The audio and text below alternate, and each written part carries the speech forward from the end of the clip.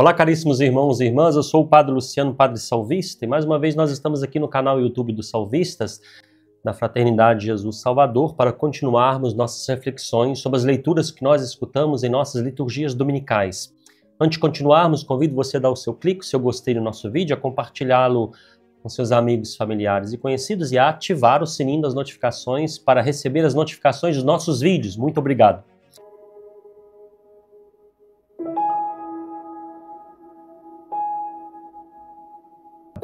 No próximo domingo, nós vamos celebrar o 26º domingo do tempo comum. Nós vamos escutar um evangelho tirado do Evangelho segundo São Marcos, capítulo 9, versículos de 38 a 48, com alguns recortes. Se trata de um conjunto de vários ensinamentos de Jesus. O primeiro deles é ligado ao episódio que nós escutamos no domingo passado, tirado do Evangelho segundo São Marcos, capítulo 9, versículos de 30 a 37. Surgiu uma crise no meio do grupo dos apóstolos. Os apóstolos deixaram levar por uma crise de inveja e ciúme, começaram a disputar entre eles quem era o maior. E Jesus dá a eles um grande ensinamento. O maior deve ser aquele que serve. A disputa relatada no Evangelho que nós escutamos domingo passado estava ligado a ciúmes e invejas que nasceram no interior da comunidade. Agora, no evangelho desse próximo domingo, a crise de ciúmes que invade o coração do apóstolo João é uma crise que não está relacionada com a relação no interior da comunidade, mas a relação com as pessoas de fora, com aqueles que não fazem parte do grupo dos apóstolos.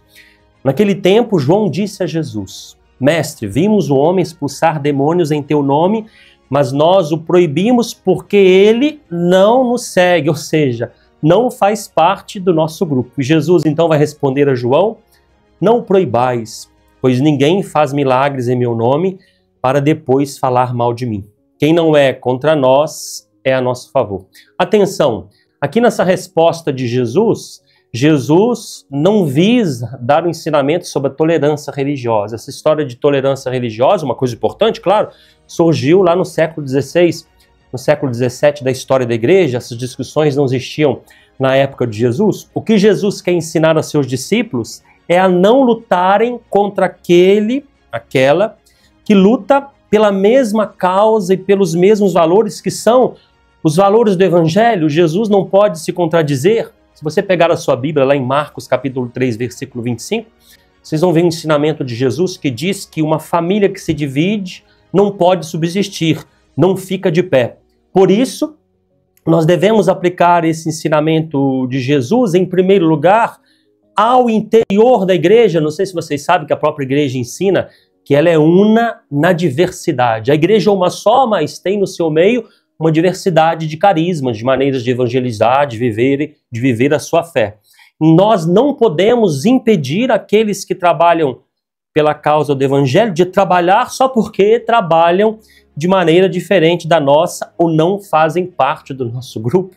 É o que vai nos ensinar também a primeira leitura que nós vamos escutar neste próximo domingo, tirada do livro dos Números, lá do capítulo 11 do livro dos Números. Lá nós vamos encontrar o relato do Espírito Santo que Deus enviou sobre os 70 anciãos que estavam na tenda com Moisés. 2 deles, Medad e Eldad, estavam no acampamento, fora da tenda. E Deus deu a eles também o Espírito que ele deu aos 68 que estavam na tenda com Moisés. De repente um menino vai dizer para Moisés que os 2 estavam profetizando fora da tenda, e Josué diz a Moisés que os impedisse de profetizar, de falar em nome de Deus.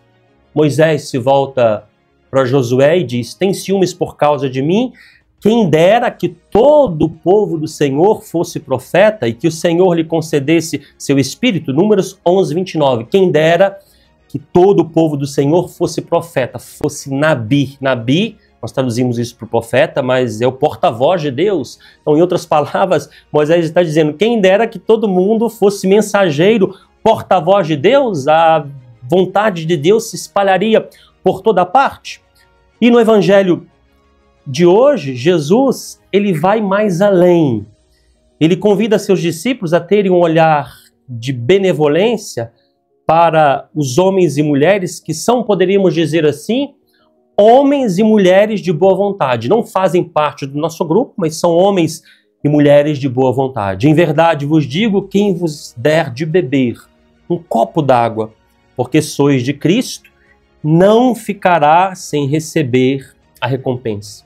O primeiro ensinamento desse dito de Jesus é que precisamos aprender, eu e você, a unir forças também com homens e mulheres de boa vontade que não trabalham contra nós. Nós vamos escutar no Evangelho deste próximo domingo, quem não é contra nós é por nós. A nossa luta, como diz a carta aos Efésios, né, não é nem com aqueles que são contra nós, é contra os espíritos do mal que colocam as pessoas contra nós. Agora, nós não podemos guerrear contra homens e mulheres de boa vontade que trabalham pelo bem, mesmo que não fazem parte da igreja, mesmo que não fazem parte do nosso grupo. Em segundo lugar, um ensinamento importante que nós podemos tirar desse dito de Jesus é que todo ato de bondade não passa desapercebido diante de Deus. Não ficará sem receber a sua recompensa. Aquele que dá um copo de água a um dos meus discípulos não ficará sem receber a sua recompensa. Isso que Jesus disse é um consolo para aqueles que desesperam da salvação de seus entes queridos. Deus tudo vê, Deus tudo sabe. E o que Jesus está dizendo é que Deus vai se utilizar das pequenas coisas que aqueles que aparentemente estão longe dele, aqueles que fazem parte da nossa família, da nossa casa, que não vão à igreja talvez como nós, que Deus vai se utilizar das pequenas coisas, por causa da sua misericórdia, para salvá-los. Quem vos der de beber um copo de água, quem fizer uma coisa pequena a favor de vocês, porque vocês são meus discípulos, não ficarão sem receber a sua recompensa. No final do Evangelho, que nós vamos escutar neste próximo domingo, nós vamos escutar 3 hipérboles. O que é uma hipérbole? É um exagero da verdade, uma figura de linguagem para chocar aquele que está escutando, para chamar a atenção. Essas 3 hipérboles são 3 advertências para aqueles que, ao contrário de atos de bondade, em primeiro lugar, perseguem e desencaminham aqueles que nele creem, aqueles que creem em Cristo. Jesus diz que a esse seria melhor que colocassem uma pedra de moinho no pescoço e que se jogassem no fundo do mar.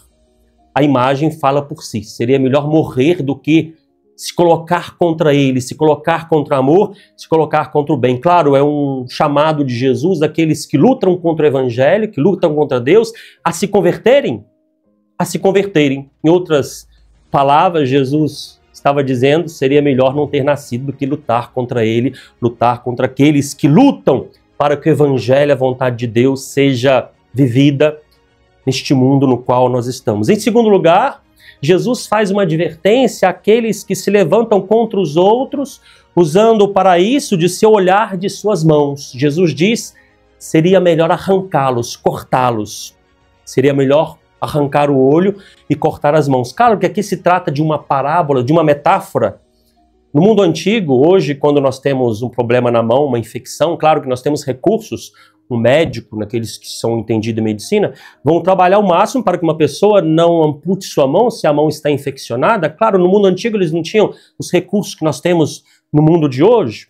Então, quando uma pessoa estava com o membro infeccionado, às vezes eles preferiam cortar do que aquela infecção tomasse todo o corpo. Então, é uma metáfora tirada do costume que eles tinham no mundo antigo de cortar, por uma razão pequena, um membro do corpo, para dizer o seguinte: nós não podemos ter nenhum compromisso com o mal, com aquilo que está nos infeccionando, com aquilo que está semeando o mal em nós. Nós precisamos ser radicais quando se trata de fazer o bem, nós precisamos ser radicais quando se trata de renunciar ao mal. O que Jesus está nos ensinando, queridos irmãos e irmãs, e vai nos ensinar no Evangelho desse próximo domingo, é que a nossa atitude deve ser sempre a sua atitude, que buscou de todo o seu ser o bem de todos, daqueles que fazem parte do seu grupo e daqueles que não faziam parte do seu grupo.